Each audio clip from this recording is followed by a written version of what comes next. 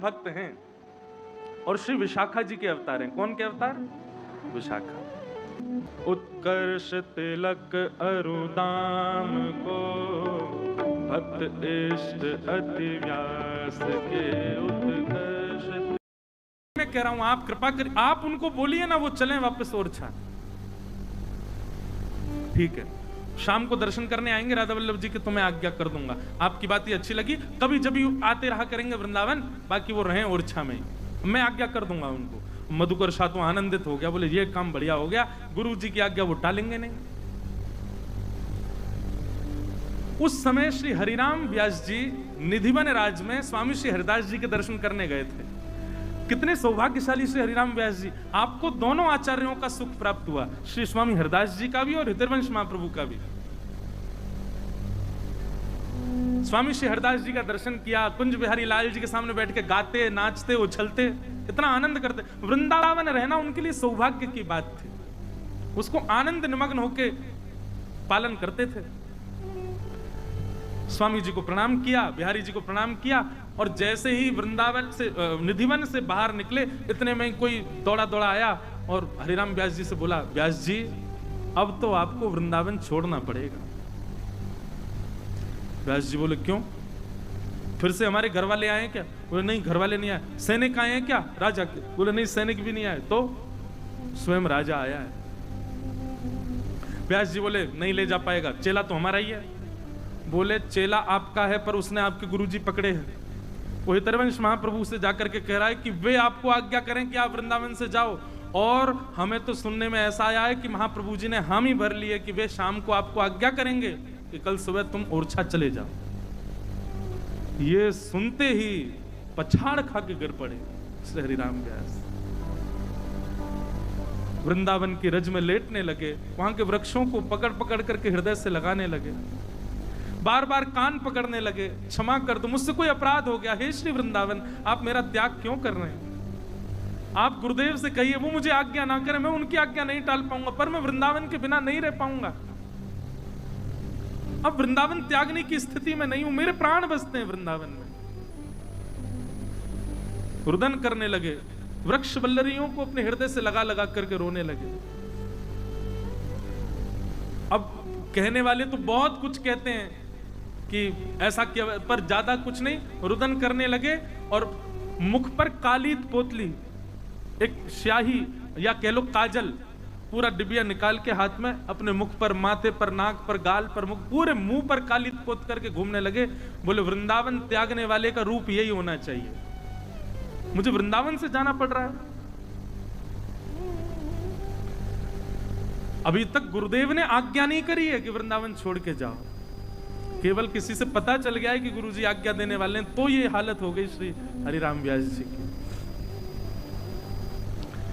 उसी व्यक्ति ने जाकर के, जिसने हरिराम व्यास जी को बताया, वही दौड़ा दौड़ा हितरवंश महाप्रभु के पास गया।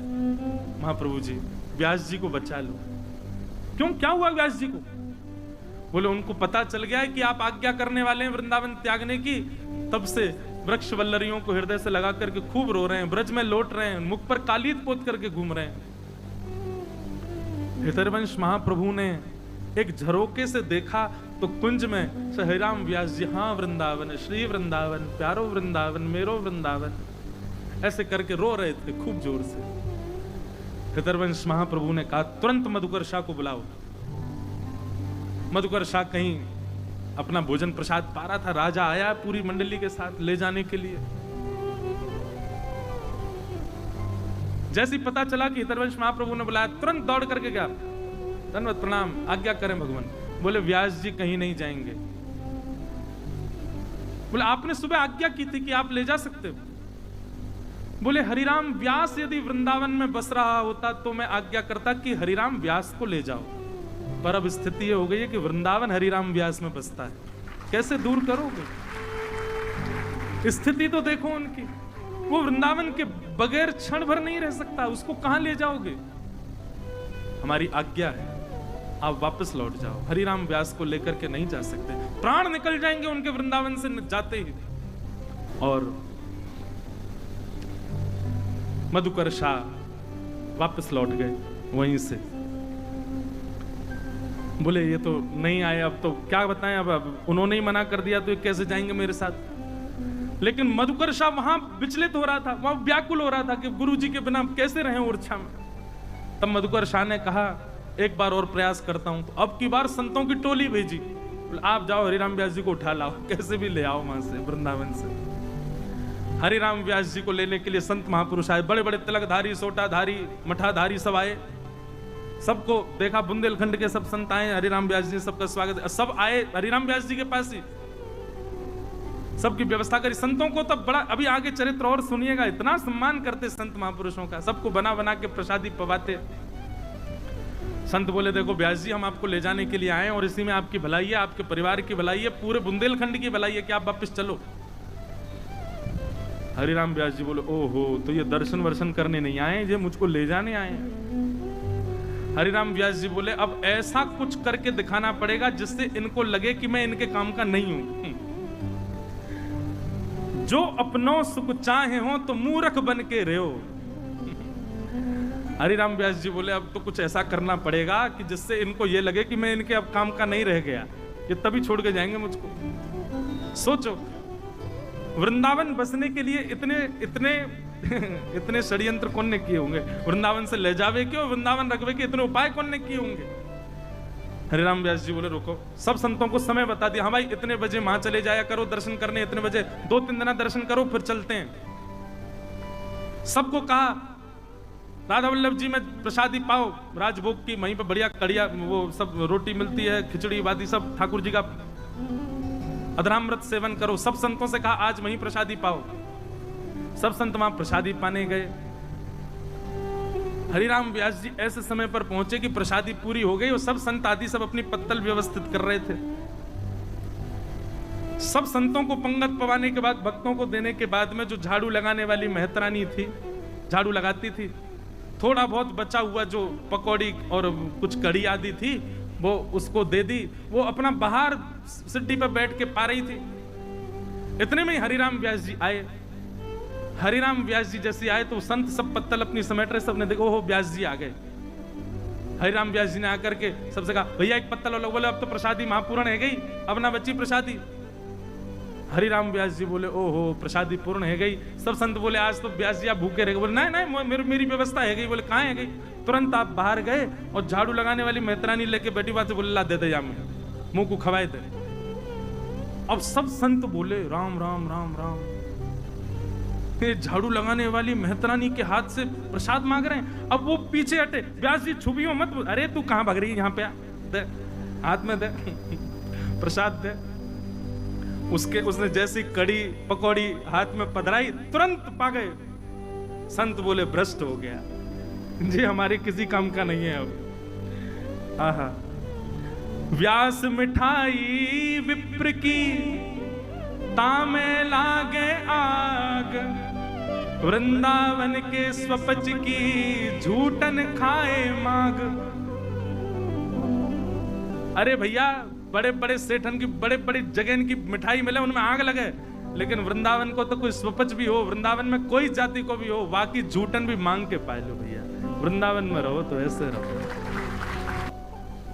सब साधु महात्माओं ने जैसे ही देखा हरिराम व्यास जी की स्थिति देख करके सबने बोली भैया जी हमारे काम के नहीं है, इनको छोड़ छाड़ के चलो सबरे। और सब महात्मा वृंदावन छोड़ करके श्री हरिराम व्यास जी को चले गए। हरिराम व्यास जी अब नाचन लगे, जय हो धन धन वृंदावन, अब मैं कोई के काम को नहीं हूं। इतने यत्न किए, इतने ग्रंथ पढ़े, इतनो सब कछु भजन कियो, कोई मेरो वृंदावन नहीं छुड़ा पायो। या कढ़ी की पकौड़ी की बलिहारी जाऊं, या ने मेरो वृंदावन वास करवा दियो, या से मेरो वृंदावन वास भयो। ऐसे श्री हरिराम व्यास जी। लेकिन हरिराम व्यास जी का पीछा नहीं छूटा। अब हुआ क्या कि श्री हरिराम व्यास जी तो गए नहीं ओरछा। मधुकर शाह राजा ने क्या किया, इनके पत्नी और बच्चों को वृंदावन भेज दिया और वहीं आपने किशोर वन के पास में एक भूमि पर बढ़िया घर बनवा करके बच्चे परिवार ये सब वहीं विराजमान करवा दिए। अब पहले तो हरिराम व्यास जी को कष्ट सा हो रहा था, बोले जे काय को प्रपंच आ गया, लेकिन हरिराम व्यास जी को तो प्रसन्नता होती, कोई वृंदावन बसे, बोले बढ़िया चलो सब वृंदावन बस गए, अब यहीं रहो। अब तो श्री हरिराम व्यास जी के आनंद के सुख की महिमा नहीं। हरिराम व्यास जी क्या करते हैं पूरे दिन? कभी वृंदावन बिहारी लाल का दर्शन करने जाते हैं, गोविंद देव जी का दर्शन करने, तब वृंदावन में विराजते थे गोविंद देव जी का दर्शन करने जाते हैं, गोपीनाथ जी का दर्शन करने जाते हैं और बिहारी जी का दर्शन करने जाते हैं। जहां जहां जाते हैं वहां के ठाकुरों की सुंदर सुंदर पदावली राग रागनियों में गा गा करके सुनाते हैं। एक दिन, बहुत ध्यान से सुनना, आपकी भेंट हुई श्री गोपाल भट्ट गोस्वामी जी से, और गोपाल भट्ट गोस्वामी जी ने कहा आप बहुत सुंदर सुंदर पद गाते हो, सब जगह जाकर के हमारे ठाकुर को भी सुनाओ। बोले अच्छा, कहाँ है आपका मंदिर? बोले गोपीनाथ बाजार में है, हमारे ठाकुर हैं, उनका कल हम झूला झुलाएंगे, आप आकर के जो है ठाकुर जी का बढ़िया राग विलास करो। हरिराम व्यास जी बोले बढ़िया, कल आऊंगा। अच्छा, हरिराम व्यास जी का एक स्वरूप था, एक तो वो बड़े मुख पे बोलने वाले, और दूसरा हरिराम व्यास जी का एक स्वभाव था, छेड़ते बहुत थे सबको, छेड़ने वाला स्वभाव था उनका, थोड़ा आनंद लेते थे सबसे। गोपाल भट्ट गोस्वामी जी ने आपको आमंत्रित किया, हमारे ठाकुर को भी राग विलास करो। हरिराम व्यास जी पहुंच गए, और जैसे हरिराम व्यास पहुंचे वहां तो बधाई गायन चल रहा था, लोग जन सब नाच रहे थे। हरिराम व्यास जी हाथ जोड़ के खड़े और गोपाल भट्ट गोस्वामी से बोले ठाकुर जी कहाँ हैं? अरे ये झूला चल रहा है, सब झुला रहे हैं, बैठे ठाकुर जी। बोले कहाँ हैं? बोले वो ऊपर बैठे उसमें, शालिग्राम भगवान। हरिराम व्यास जी बोले ठाकुर जी हैं आपके? बोले हाँ। इनके लिए इतना बड़ा झूला? बोले जी। अच्छा ठीक है, कोई बात नहीं, अच्छे अच्छे ठाकुर जी हैं आपके, गोल मटोल बिल्कुल। आप तो कुछ सुनाओ हमारे ठाकुर जी को। अब हरिराम व्यास जी तो पद बना के तुरंत गाते थे। हरिराम व्यास जी बोले कहाँ गाऊं? बिहारी जी के लिए यहाँ गा दूंगा तो भैया बड़े बड़े नेत्र हैं उनके, राधा वल्लभ लाल जी की ऐसी माँ की छटा है, गोविंद देव जी ऐसे प्यारे, अब इनके लिए क्या गाऊं मैं? रूप ना स्वरूप, नैन ना कान, कछु तो है नहीं इनके। अब गोपाल भट्ट गोस्वामी जी बोले कुछ सुनाइए ना। बोले जी जी आचार्य चरण गाता हूँ। झूले रे झूले मेरे गंडकी नंदन, झूले रे झूले मेरे गंडकी नंदन, झूले रे झूले मेरे गंडकी नंदन, झूले रे झूले मेरे गंडकी नदी है नेपाल में, जिसमें से शालिग्राम जी प्रकट होते हैं। तो शालिग्राम जी प्रकट गंडकी से भय, तो नंदन मतलब बेटा, तो गंडकी से जो प्रकट भय वो गंडकी नंदन, नाम ही रख दिया गंडकी नंदन। गोपाल भट्ट गोस्वामी बोले ये क्या गा रहे हैं? गंडकी नंदन। झूले रे झूले मेरे गंडकी नंदन, झूले रे झूले मेरे गंडकी, मानव भटा कढ़ी में बोरे, समझ में आई? शालिग्राम जी के ऊपर चंदन लगा था पीला पीला, तो श्री हरिराम व्यास जी कह रहे हैं, बोले गंडकी नंदन लग कैसे रहे? बोले ऐसे लग रहे हैं जैसे कोई पकौड़ी, कोई कारी कारी पकौड़ी जो है का कढ़ी में बोर दी हो। मानव भटा कढ़ी में बोरे, मानव भटा कढ़ी में अंग लगायो चंदन चंदन, अंग लगायो चंदन, झूले रे झूले मेरे गंडकी नंदन, ओ झूले रे झूले मेरे गंडकी। और कैसे है? हाथ ना पाए नैन नहीं नासा, हाथ ना पाए नैन नहीं नासा, इनके हाथ भी नहीं है, पांव भी नहीं है, नेत्र भी नहीं, नाक भी नहीं है। हाथ ना पाए नैन नहीं नासा,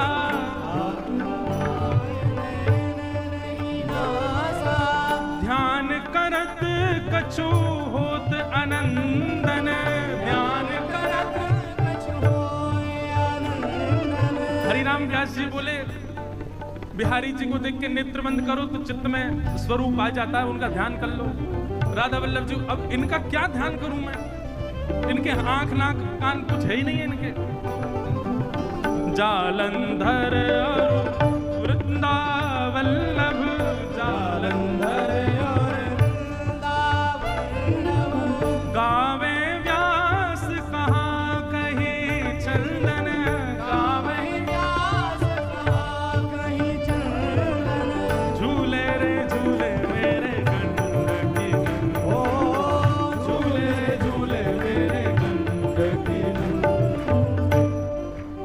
हरिराम व्यास जी ने ऐसा पद गाया, गोपाल भट्ट गोस्वामी जी के तो नेत्र सजल हो गए।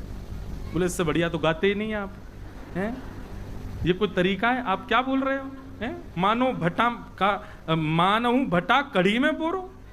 हमारे ठाकुर जी के चंदन लगा, आप कह रहे हो को कड़ी में बोर के धर दी हमने। व्यास जी बोले अब क्षमा कर दो जैसे भाव। व्यास जी तो बोले अब चलो यहां से, नहीं तो प्रणाम करके व्यास जी तो चले गए। पर श्री गोपाल भट्ट गोस्वामी बहुत रोए। ये सब आपकी वजह से हो रहा है। हरिदास जी के लिए प्रकट हो गए सघन कुंज में, हितरवंश महाप्रभु के लिए प्रकट हो गए आप, उनके पास उनके संग बैठ करके वृंदावन आ गए। रूप सनातन गोस्वामी के लिए प्रकट हो गए। अरे कहां तक कहूं, उस दिन नरसिंह चतुर्दशी थी। बोले आज ही के दिन खंभ भेदन करके नरसिंह के रूप में प्रकट हो गए प्रहलाद के लिए, पर मेरे लिए तो आप इसमें ही बैठे रहना। और वही श्री गोपाल भट्ट जू की हृदय वेदना प्रगट्यो शालेगा। गोपाल भट्ट जू की हृदय वेदना प्रगट्यो शालेगा। हाँ प्यारो प्रगट्यो शालेगा, प्यारो प्रगट्यो शालेगा। बाप से गाओ, रूप सुधा को खाने हमारो, रूप सुधा को खाने हमारो। वृंदावन में सब न्यारो, वृंदावन में सब न्यारो। श्री राधा रमण झूला वृंदावन प्यारो, वृंदावन वृंदावन हे श्री वृंदावन मेरो वृंदावन, रूप सुधा को खाने हमारो, रूप सुधा को खाने हमारो। श्री राधा रमण झूला वृंदावन प्यारो, वृंदावन प्यारो, वृंदावन हे श्री वृंदावन मेरो वृंदावन। श्री राधा रमण लाल की, श्री गोपाल भट्ट गोस्वामी जी महाराज की, श्री वृंदावन धाम की। आहा महाराज, हमारे वृंदावन के सबसे प्यारे ठाकुर प्रकट भये श्री राधा रमण लाल जी। भूमिका श्री हरिराम व्यास जी बना के गए। श्री हरिराम व्यास जी चेता गए, मानो भटा कड़ी में बोरो, अंग लगायो चंदन, झूले रे झूले मेरे गंड के नंदन। इसी से ही विरह प्रकट हो गया श्री गोपाल भट्ट गोस्वामी जी को। क्यों मेरे लिए, क्यों आप शालिग्राम, क्यों नहीं आपके हाथ नाक कान पैर? महाराज ऐसी विरह वेदना, विचार करो कैसी विरह वेदना रही होगी कि श्री राधा रमण लाल जी में गोपीनाथ जी, मदन मोहन जी, गोविंद देव जी तीनों के रूप विराजमान हैं, तीनों जैसे हैं ठाकुर जी। और ऐसे सुंदर नेक से लाला प्रकट है गए। गोपाल भट्ट गोस्वामी जी को सौभाग्य, देखो रसिक जनों का आनंद भी, रसिक जनों का विनोद भी, रसिक जनों का ये विलास भी ठाकुर प्रकट कर रहा है। सोचो किस स्थिति में होंगे। श्री हरिराम व्यास जी की ऐसी सब लीलाएं चल रही थी। आप श्री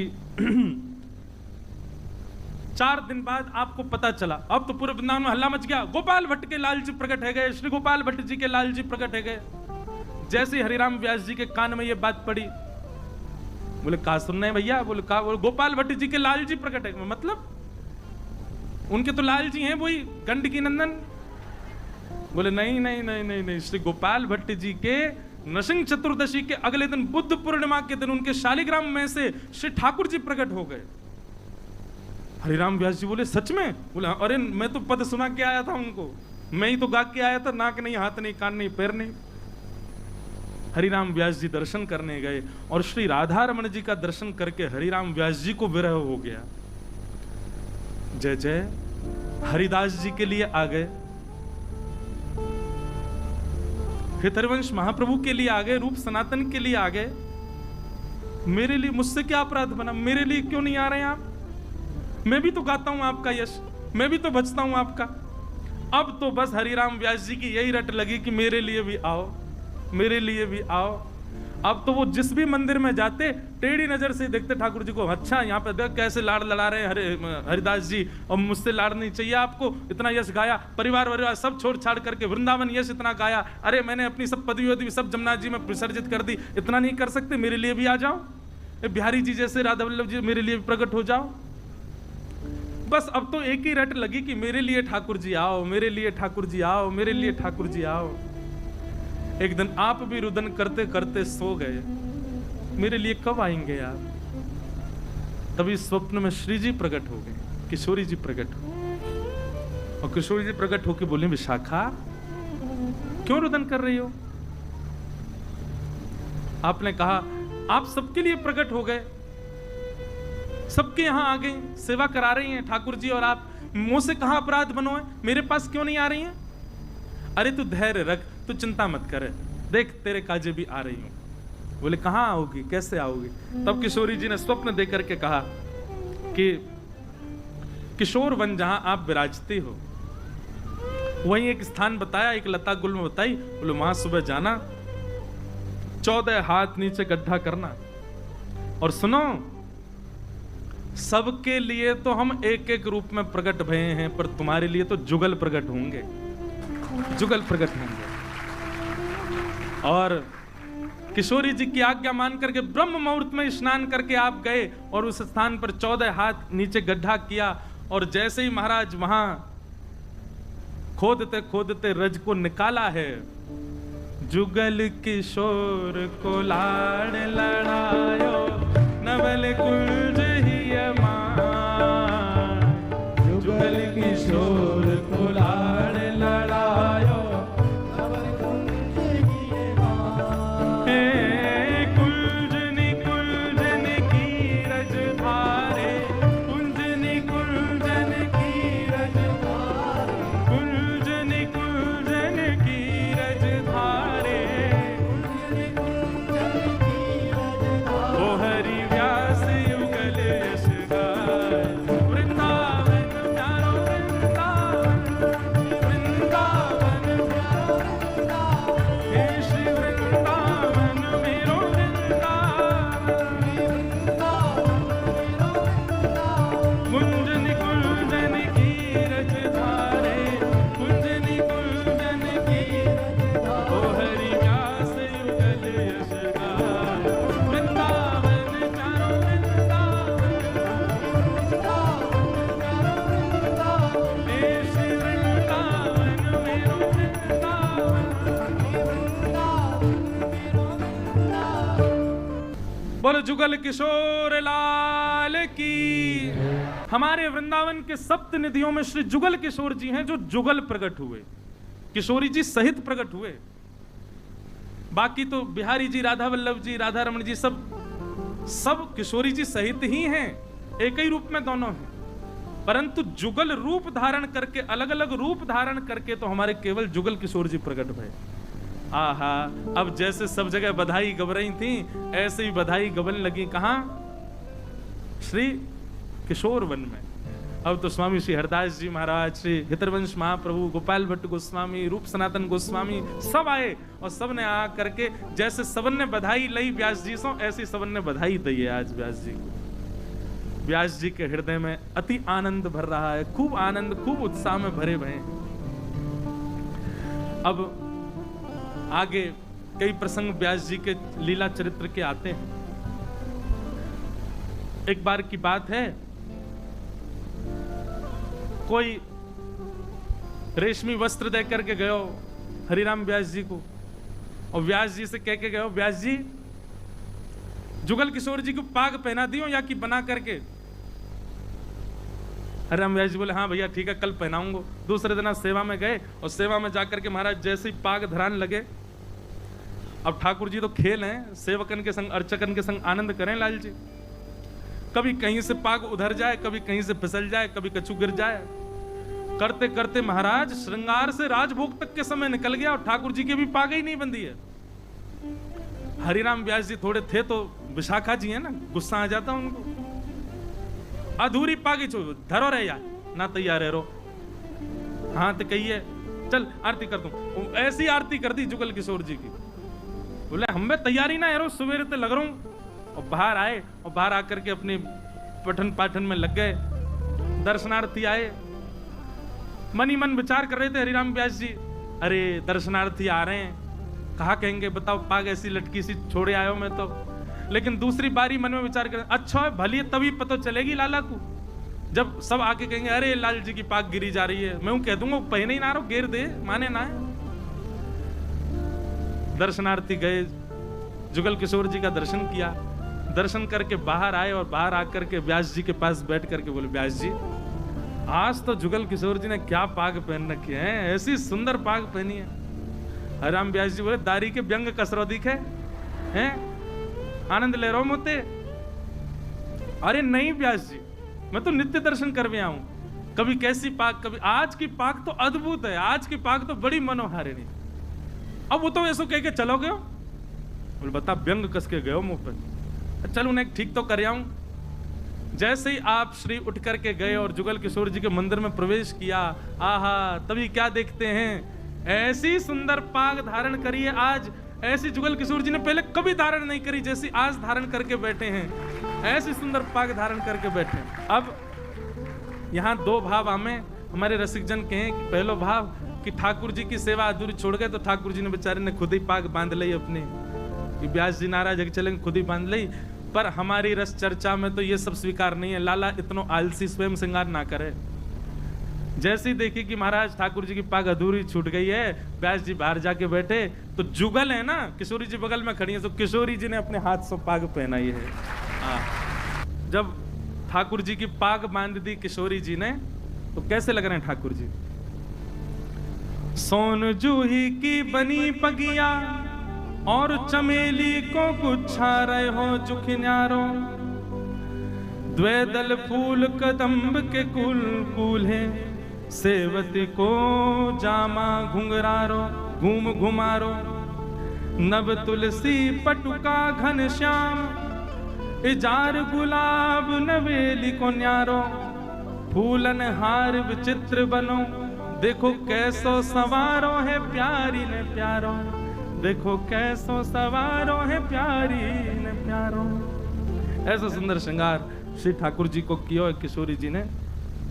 आज ठाकुर जी को श्रृंगार श्री किशोरी जी करके गई हैं। ऐसे सुंदर श्री जुगल किशोर जी सज धज के विराज रहे हैं। श्री हरिराम व्यास जी, एक बेटी थी उनकी, बहुत ध्यान से सुनना।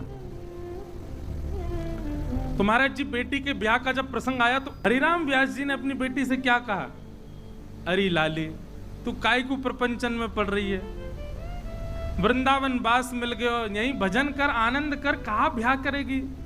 ऐसा कोई पिता कहता? वो हरिराम व्यास जी अपनी बेटी से कह रहे तू ब्याह मत करे, तू भजन कर यहीं रह के। अरे वृंदावन में लो, ब्याह करके वृंदावन छोड़ के जावेगी, कहीं और जाएगी, फिर प्रपंचन में पड़ेगी, कल को बालक बच्चे होंगे, सिर पे इतना बोझ ले लेगी, यहाँ से बढ़िया तो यहाँ पे रह, बढ़िया राधा वल्लभ दर्शन कर, बिहारी जी के दर्शन, जुगल किशोर हमारे माथे विराज रहे, इनकी सेवा कर, कहाँ ब्याह के प्रपंचन में पड़ी। लेकिन हरिराम व्यास जी की भी बेटी अद्भुत, पिताजी ब्याह तो करूंगी, तो बोले अच्छा तो ठीक है कर ब्याह। तो बहुत सुंदर प्रसंग है महाराज जी, व्यास जी की बेटी का ब्याह का प्रसंग, पूरा घर सजाया गया। हरिराम व्यास जी को ज्यादा इन सब से फर्क नहीं पड़ रहा था, वो तो अपने जुगल किशोर जी, 3 बड़े भैया हैं, मतलब 3 बेटा थे, उन्हीं को कहा तुम ही संभालो, लाली का ब्याह करो, अब मुझसे ज्यादा कहना नहीं।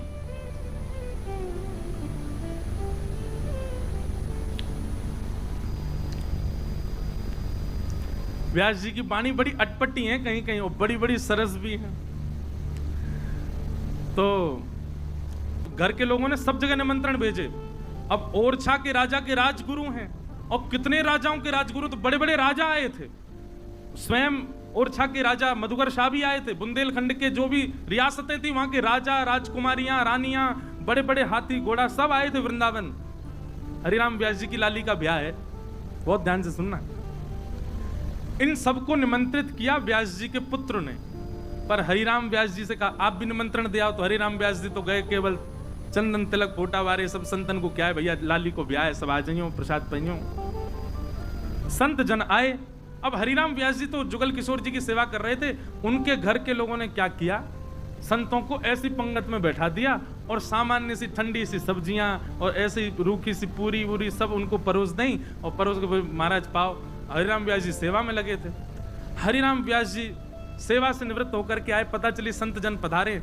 जैसे ही आकर के देखा, संत जनों की पत्तल देख करके मन बड़ा दुखी हो गया उनका। अब आप ये विचार करो, जिस घर की बेटी के ब्याह में इतने बड़े बड़े राजा आए तो कितनी प्रकार की सब्जी, कितने प्रकार के व्यंजन बने होंगे, लेकिन संतों को सामान्य सी प्रसादी पवा रहे थे। हरिराम व्यास जी को क्रोध आ गया देख करके। हरिराम व्यास जी ने तुरंत क्या किया, अभी द्वार पर बारात आने वाली है, आई है। हरिराम व्यास जी तुरंत गए और भंडार में जाकर के भंडार को अंदर से बंद कर दिया और पीछे से भंडार का द्वार खोल करके भागे और निधिवन में जाकर के और वृंदावन में जहां जहां भी संत विराजते थे सबको जाके बोले, आज हमने सबके ठाकुरों के लिए अमनिया बनवाई है, सब ले जाओ। अमनिया समझते हैं? भोग लगवे से पहले को जो प्रसाद वो व्यंजन है वो सब अमनिया कहलाम। तो जितना भी ब्याह के लिए सामग्री बनी थी, हरिराम व्यास जी ने सब संतों के यहां जा जा करके कह दी, अपने अपने ठाकुरों के लिए आज चूल्हा मत जलाओ, कोई रोटी सब्जी नहीं बनाएगा। आज वृंदावन में जितने संत हैं, जितने ठाकुर हैं, सबके लिए मैंने प्रसादी बनवाई है, ले जाओ। और सब संतों को पीछे के द्वार से लेकर के गए और बोले भर भर के भल ले जाओ, सब कच्चू छोड़ियो मत एक दानों भी यहाँ पे, अपनी ही बेटी के ब्याह में। और महाराज सारी पंगत उड़ा दी और चुपचाप पीछे का द्वार बंद करके साफ बिल्कुल सपाट कर दिया भंडार और बाहर जाकर के बैठ गए। बारात आ रही है, दूल्हा चढ़ करके। बड़े बेटा जो थे आपके वो गए, उन्होंने जाकर के भंडार देखा, क्योंकि अब बारात आई है, सबके भोजन की व्यवस्था करनी है। जैसे भंडार में जाकर देखा तो वहां नहीं महाराज, एक तिल भी नहीं बचा, सब बिल्कुल साफ हो गया, सब लुटा दिया। हरिराम व्यास जी सबसे कहते ले जाओ भर भर के। समझ गया, बोले जरूर पिताजी ने किया है ये काम। तुरंत गया, बोले व्यास जी, पिताजी मुझे सब पता है, ये सब आपने किया है, ऐसा मत करो। अरे आपकी पुत्री का ब्याह है। बोले मैंने मना कब किया कुछ करने से? तुमने संत जनों को ऐसी ठंडी ठंडी पूरी पवा दी है, बासी सब्जी खवा दी, मेरी अनुपस्थिति थोड़ी देर की क्या देगी? तुमने संतों का ऐसा अपमान किया। अरे जिन संतों की वजह से श्री जुगल किशोर जी तुम्हारे घर विराज रहे हैं, जिन संतों की कृपा दृष्टि से ऐसे जो किशोर वन में हम रह रहे हैं, वृंदावन वास हमको मिला है, उन संतों की तुमने ऐसी, और ये राजा महाराजाओं के लिए तुम 56 भोग बनवा रहे हो, संतों को ऐसे ऐसे प्रसाद पवा रहे हो, उनके लिए चांदी के थाल मंगवाए तुमने और संतों को तुमने सामान्य सी पत्तल में प्रसाद पवा दिया। कान पकड़ ली, वो क्षमा कर दो पिताजी, आज के बाद नहीं होगा ऐसा। बोले पहले वचन दे। बोले क्या? बेटी का ब्याह संपन्न होते ही जरा भंडारा करेगा वृंदावन का, सब संतों को, वैष्णवों को, ब्रजवासियों को, सबको बुला करके भर पेट कर 56 भोग बनवाएगा। जितने व्यंजन अभी पुत्री के ब्याह में बने उससे दुगने बनवा करके सबको पवाएगा, तो आशीष दूंगा, नहीं तो नहीं। पुत्र ने कहा मैं वचन देता हूं, मैं जितना कमाता हूं, मेरे 2 भाई भी जितना, पिताजी हम सब लगा देंगे, जरा भंडारा करेंगे, पर आज हमारी नाक बचाओ। जा भंडार खोल के देख ले। पुत्र ने जाकर के देखा तो 56 भोग यूं के त्यों ही प्रकट हो गए, वहां पर सब प्रकट हो गए। अंदर सब लाज बच गई, सब ब्याह शुरू हो गया। जैसे ब्याह की रस्में शुरू हुई, दूर बैठे हरिराम व्यास जी तो जुगल किशोर जी का चिंतन कर रहे हैं। मैं पहले ही कहा भैया, संसार छूटेगा, भक्ति यदि सिर पर ज्यादा चढ़ गई तो। सिर पे चढ़ेगी नहीं भक्ति, आपके चित्त में विराजमान हो गई तो सिर में जितना संसार है सब निकल जाएगा। सिर पे तो श्री राधा मोहन चढ़ेंगे, वही घूमते रहेंगे, फिर कोई और सुहावेगा नहीं। हरिराम व्यास जी की निज पुत्री का ब्याह है, फिर भी बैठे जुगल किशोर जी का चिंतन कर रहे हैं। किशोरी तेरे चरणन की रज पाऊं, हरिराम व्यास जी का पद है। बैठी रहूं कुंजन के कोने, शाम राधिका गाऊं, जा रज को ब्रह्मादिक तरसत, सोरज शीस चढ़ाऊं, व्यास स्वामिनी की छवि निरखत, निरख निरख यश, विमल विमल यश गाऊं, किशोरी तेरे चरणन की रज पाऊं। तभी मधुकर शाह आए, गुरुदेव पानी ग्रहण संस्कार चल रहा है पुत्री का, आप आइए ना, थोड़ा आके वहां बैठिए। अब लेकिन हरिराम व्यास जी का तो मन तब से ही खराब हो गया जब संतों का अपमान देखा। हरिराम व्यास जी जाके बैठ गए। अब व्यास जी पुराने विद्वान हैं, पूरे बुंदेलखंड में उनका नाम था।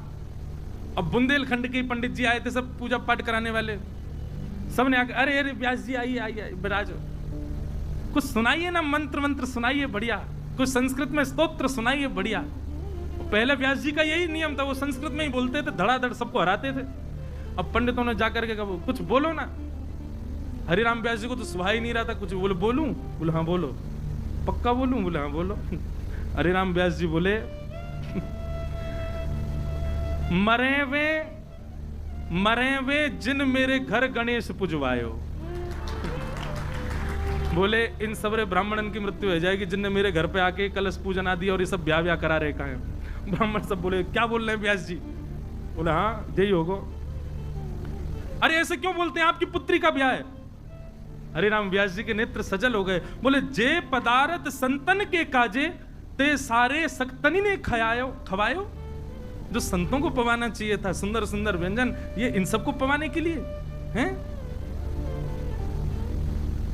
बुलवाओ नहीं मुझसे ज्यादा, चुपचाप ब्याह करो, निकलो यहां से। हरिराम व्यास जी चुपचाप जाके जुगल किशोर जी, मधुकर शाह बोले गुरु जी को छेड़ो मत, उनको बैठे रहने दो वहीं पे। ऐसे श्री हरिराम व्यास निरंतर जुगल किशोर जी के भाव में ही रहते थे। एक बार की एक लीला ऐसी भी बताई जाती है, बहुत ध्यान से सुनिएगा, कि श्री हरिराम व्यास जी यमुना जी स्नान करने गए और यमुना जी स्नान करते करते आपके मन में एक भाव आया कि कबीरदास जी जो हैं ये तो निर्गुणी हैं। कबीरदास इतने बढ़िया कवित्व लिखने वाले, इतने बढ़िया ऊंची श्रेणी के भक्त हुए, पर बताओ क्या हुआ, क्या करते हैं? बोले निर्गुण की उपासना करते हैं। अगर ये सतोगुणी होते तो कितना बढ़िया, हमारी पंगत में बैठते, हमारे साथ रहते। निर्गुण मतलब जिसके आंख नहीं, कान नहीं, पैर नहीं, मुख नहीं, स्वरूप नहीं, ऐसा निर्गुण ब्रह्म की जो उपासना करे उसको निर्गुण ही कहते हैं। और हम सब जो है वो सगुण ब्रह्म के उपासक। तो आपके मन में एक चिंतन आया कि कबीरदास निर्गुणी है, सतोगुणी होते तो बढ़िया रहता। ये चिंतन आते ही श्री हरिराम व्यास जी के चित्त में जो नित्य मानसी में ठाकुर जी की लीला होती थी वो अंतर ध्यान होने लगी। आप व्याकुल हो गए। तभी आपने जाके हितरवंश महाप्रभु से कहा कि अब लीला प्रकट नहीं होती, मन में चिंतन नहीं होता ठाकुर जी का, मानसी में ठाकुर जी नहीं आते। तब हरिराम व्यास जी ने आपको संकेत किया, बोले निश्चित ही आपने किसी वैष्णव का अपराध किया है। कई लोग पूछते हैं कि भक्ति में उतार चढ़ाव क्यों आते हैं? वैष्णव अपराध। और वैष्णव अपराध मनसा वाचा कर्मणा तीनों रूप से होता है। आप मन से भी ये सोच लेंगे अरे वो वैष्णव तो ऐसे ही हैं, तुरंत आपके चित्त की भक्ति नष्ट हो जाएगी। इसलिए कभी भी किसी वैष्णव के बारे में अनर्गल विचार मत कीजिएगा, नहीं तो आपका भजन छूट जाएगा, चाहे जैसा भी कोई क्यों ना हो। तब आपने विचार किया, पूछा कि अब मैं क्या करूं, क्या करना चाहिए। तब आपसे कहा गया कि अब उनके लिए पद रचना करो। तब आप श्री ने कबीरदास जी के लिए पद रचना करके गाई और उसी पद रचना से कबीरदास जी प्रकट हो गए और कहा कि हम आपसे प्रसन्न हैं, अब आप ज्यादा चिंतन मत करो और बिल्कुल अपनी मानसी में जाओ, आपको ठाकुर जी का दर्शन होगा।